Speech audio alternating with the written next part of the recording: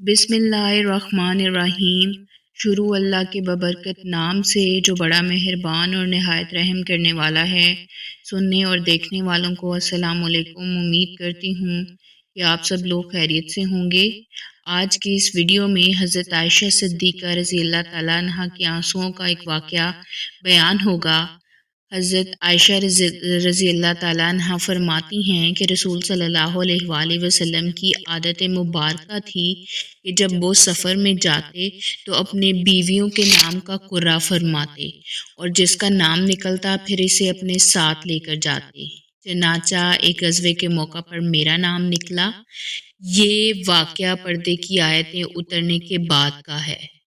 होता यूं था कि मैं अपने होदज में बैठी रहती और जब काफिला चलता तो यूं ही होदज रख दिया जाता। हम गज़वे पर आ गए। हज़रत सल्लल्लाहु अलैहि वसल्लम गज़वे से फारिग हुए और वापस लौटे और मदीना के करीब आ पहुँचे। रात को चलने की आवाज़ लगाई गई। मैं रफ़ाए हाजत के लिए निकली और लश्कर से पड़ाव से दूर जाकर मैंने क़ज़ाए हाजत पूरी की, फिर वापस लौटी। लश्कर गाह के करीब आकर मैंने अपने गले को टटोला तो अपना हार ना पाया। मैं इसे ढूंढने के लिए वापस चली गई और उसे तलाश करती रही। मेरा होदज उठाने वाले ये समझे कि मैं हस्बे मामूल अंदर ही हूँ। उस वक्त औरतें इतनी भारी भरकम नहीं होती थीं, तो होजत उठाने वालों को ये बिल्कुल इल्म ना हुआ कि मैं मौजूद नहीं हूँ। अलगर्ज मैं काफ़ी देर तक अपना हार तलाश करती रही। जब मुझे हार मिला तो मैं वापस उसी जगह आ गई जहाँ हमारा ऊँट बिठाया गया था। वहाँ मैंने किसी का नामो निशान नहीं पाया। मैं वहीं बैठी रही कि जब हजूर सल्लल्लाहु अलैहि वसल्लम को मेरे ना होने का इल्म होगा तो वो मुझे ढूंढते हुए यहीं आ जाएंगे। बैठे बैठे मुझे नींद आ गई और इत्तफाक से हज़रत सफ़ियान बिन मोतल जो लश्कर के पीछे रहते थे वो पिछली रात को चले थे। सुबह के चांदने में यहाँ पहुँच गए। एक सोते हुए आदमी को देखकर उन्होंने देखा कि शायद ये कोई मुर्दा जिस्म पड़ा है। उन्होंने इन्ना लिल्लाहि व इन्ना इलैहि राजिऊन पढ़ा। इनकी आवाज़ सुनते ही मेरी आँख खुल गई और अपनी चादर से अपना मुंह ढाँप कर मैं संभल कर बैठ गई। उन्होंने झट से अपने ऊँट को बिठाया और इसकी टांग पर अपना पाँव रखा। मैं उठी और ऊँट पर सवार हो गई। उन्होंने ऊँट को खड़ा किया और भागते हुए ले चले। कसम अल्लाह की कि ना वो कुछ बोले और ना मैंने कुछ सुना, सवाए उन कलिमात के जो उन्होंने ये समझ कर कि मैं एक मुर्दा जिस्म हूँ पड़े थे। मदीना आते ही मैं बीमार पड़ गई और घर में काफ़ी अरसे तक मैं बीमार रही। मुझे ये नहीं पता था कि मेरे बारे में क्या लोग मशहूर कर रहे हैं। लोगों ने मेरे बारे में तरह तरह की बातें की और मुझे मेरे किरदार को उछालना शुरू कर दिया। नबी पाक सल्लल्लाहु अलैहि वसल्लम बीमारी में मेरे साथ जो शफ़क़त ज़ाहिर करते थे वो उन्होंने ज़ाहिर नहीं की। मुझे इस बात का सख्त सदमा हुआ। मुझे ये इल्म नहीं था कि ऐसा क्या हुआ है। ऐसे ही एक माह गुज़र गया।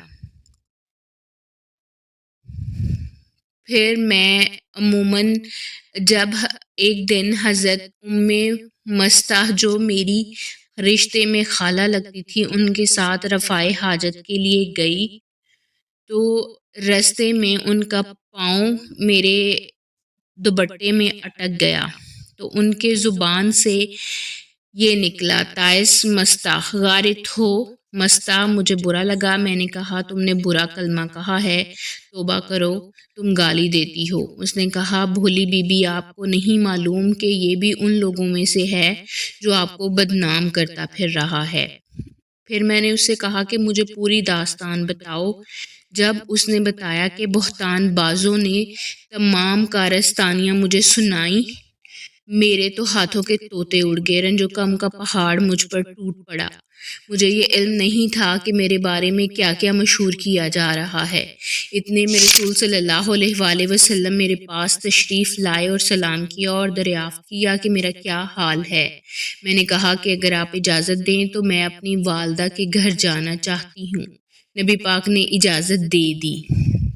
میں نے اپنی والدہ کے گھر جا کر ان سے پوچھا کہ کیا واقعی لوگ میرے بارے میں اس طرح کی باتیں مشہور کر رہے ہیں؟ تو میری والدہ نے کہا کہ وہ عورت جو اپنے مرد کو محبوب ہو اور اس کی سونکنے بھی ہوں، وہاں ایسی باتیں ہوتی رہتی ہیں، تم رنج نہ کرو۔ یہ سب سن کر میرے آنسو تھے کہ تھمنے کو نہ آئے۔ کہاں کا سونا اور کہاں کا کھانا، میں بہت زیادہ غمزدہ ہوئی۔ اس تمام عرصے پر نبی پاک صلی اللہ علیہ وآلہ وسلم پر کوئی وحی نازل نہ ہوئی۔ حضرت علی رضی اللہ تعالیٰ اور حضرت اسامہ بن زید رضی اللہ تعالیٰ عنہ سے رسول صلی اللہ علیہ وآلہ وسلم نے دریافت کیا کہ مجھے مشورہ دیں کہ مجھے کیا کرنا چاہیے۔ حضرت اسامہ نے صاف کہہ دیا کہ میں نے حضرت عائشہ میں کوئی برائی نہیں دیکھی۔ حضرت علی نے جواب دیا کہ یا رسول اللہ، اللہ تعالیٰ کی طرف سے آپ کو کوئی تنگی نہیں ہوئی ان عورتوں سے؟ ان کے سوا بھی اور بہت سی عورتیں ہیں، لیکن آپ حضرت عائشہ کی خادمہ سے دریافت کریں۔ جب حضرت عائشہ کی خادمہ بریرہ کو بلایا گیا اور ان سے دریافت کیا گیا تو انہوں نے کہا کہ میں نے حضرت عائشہ میں کوئی برائی نہیں دیکھی سوائے اس کے کہ وہ آٹا گوندنے کے بعد بھول جاتی ہیں اور اسے بکری آ کے کھا جاتی ہے۔ اس کے بعد نبی کریم صلی اللہ علیہ وآلہ وسلم منبر پر کھڑے ہوئے اور مجمع کو مخاطب ہو کر کہا کہ کون شخص ہے جو مجھے اس آزار رسائیوں سے بچائے جو مجھے میرے دشمن دے رہے ہیں۔ اب انہوں نے میرے گھر والیوں کے بارے میں مجھے ایذا دینا شروع کر دی ہے۔ حضور نبی کریم صلی اللہ علیہ وآلہ وسلم کے صحابہ نے کہا کہ اگر آپ حکم دیں تو ہم ان لوگوں کو قتل کر ڈالیں گے۔ حضور صلی اللہ علیہ وآلہ وسلم اس پر خاموش رہے، اور میرا یہ حال تھا کہ سارا دن میں روتی ہی رہتی تھی، اور اس رونے نے میرے والدین کی بھی سیٹی گم کر دی تھی، اور وہ سمجھنے لگے تھے کہ یہ رونا میرا کلیجہ پھاڑ دے گا۔ پھر اچانک حضرت محمد صلی اللہ علیہ وآلہ وسلم تشریف لائے اور سلام کر کے میرے پاس بیٹھ گئے۔ قسم اللہ کی، جب سے یہ بہتان بازی شروع ہوئی ہے آج تک رسول صلی اللہ علیہ وآلہ وسلم میرے پاس کبھی نہیں بیٹھے تھے۔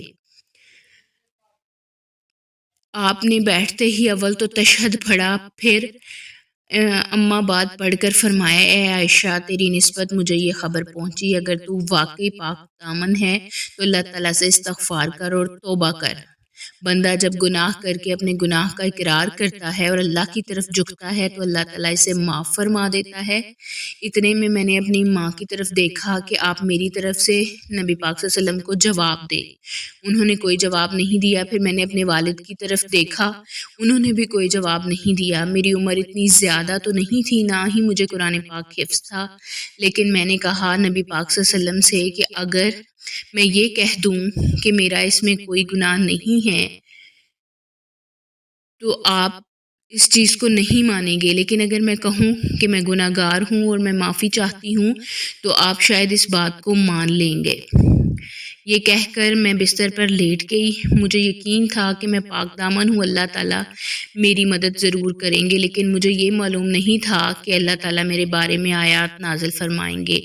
اسی وقت میں حضرت نبی پاک صلی اللہ علیہ وآلہ وسلم پر وحی نازل ہونا شروع ہو گئی، اور وہ آثار نازل ہوئے آپ کے چہرے پر جو کہ وحی کے وقت ہوتے تھے۔ نبی پاک صلی اللہ علیہ وآلہ وسلم پر جب وحی نازل ہونا رک گئی تو آپ صلی اللہ علیہ وسلم نے میری طرف دیکھ کر فرمایا، عائشہ خوش ہو جاؤ، اللہ تعالیٰ نے تمہاری برات نازل فرما دی ہے۔